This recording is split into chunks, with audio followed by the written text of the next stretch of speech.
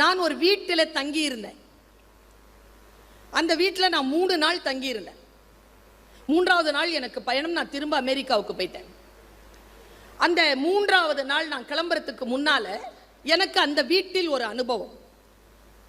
முதல் நாள் வந்த பொழுது அங்கே ஒரு 6 மாத குழந்தை. 6 மாத குழந்தைன்னா அது எவ்வளோ அழகா இருக்கும்னு உங்களுக்கே தெரியும். பேரழகின் பெரும் பெட்டகம் அந்த குழந்தை. அந்த குழந்தை என்னை பார்த்து யாரை பார்த்தாலும் தவிக்கொள்கிறது. அப்படியே லட்டு மாதிரி இருந்தது. ஆனால் சாப்பிட மாட்டேங்குது. ஒரே அலம்பல். அவங்க பாட்டி சொன்னாங்க, அந்த குழந்தையினுடைய பாட்டி சொன்னாங்க, அவங்க அம்மா கிட்ட, சாப்பிட மாட்டேங்குது, நீ அதுக்கு ஏதாவது என்டர்டெயின்மெண்ட் பண்ண அதை சாப்பிடும், பாட்டு போடலாமா? சரி பாட்டு போடலான்னு அந்த பொண்ணு போய் நின்றுட்டு பாட்டு போடலை.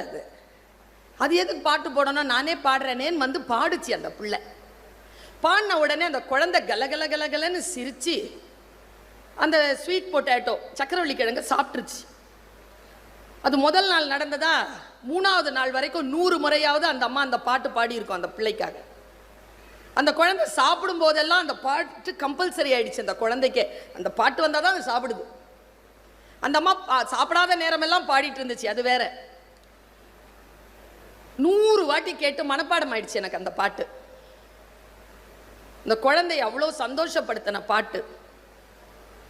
காத்து மேலே, காத்து கீழே, காத்து ரைட்டில், காத்து சைடில், காத்து மேலே காத்தடிக்குது, காத்து கொஞ்சம் நாத்து கலகல கலகலன்னு சிரிக்குது பிள்ளை. 3 நாள் கழித்து வெளியில் வரும்போது நான் சொன்னேன் அந்த பாப்பாட்ட, அந்த பாப்பானுடைய அம்மாட்ட, ஆர்த்திங்க வா, இனிமேல் நான் மறுபடியும் இந்த வீட்டுக்கு வர்றதுக்கு எவ்வளோ வருஷம் ஆகுதுன்னு எனக்கு தெரியாது.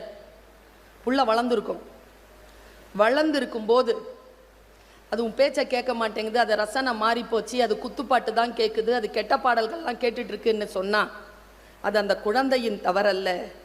6 மாதத்திலேயே நீ அந்த மனதிலே அந்த ரசனையை விதைத்து விட்டாய், அதற்கு நீ பொறுப்பெடுத்து கொள்ள வேண்டும் என்று சொல்லிவிட்டு நான் வந்தேன். இதை ஏன் நான் இந்த அரங்கத்தில் சொல்லுகிறேன் என்பதற்கு விளக்கம் தேவையில்லை. நாம் எதை நம்முடைய தலைமுறைக்கு தருகிறோமோ அதை அந்த தலைமுறை முன்னெடுத்து செல்கிறது. எந்த ரசனையை நாம் அவர்களுக்கு விதைக்கிறோமோ அதை அந்த தலைமுறை தன்னுடைய கருதுகோளாக, அளவுகோலாக எடுத்துக்கொள்கிறது.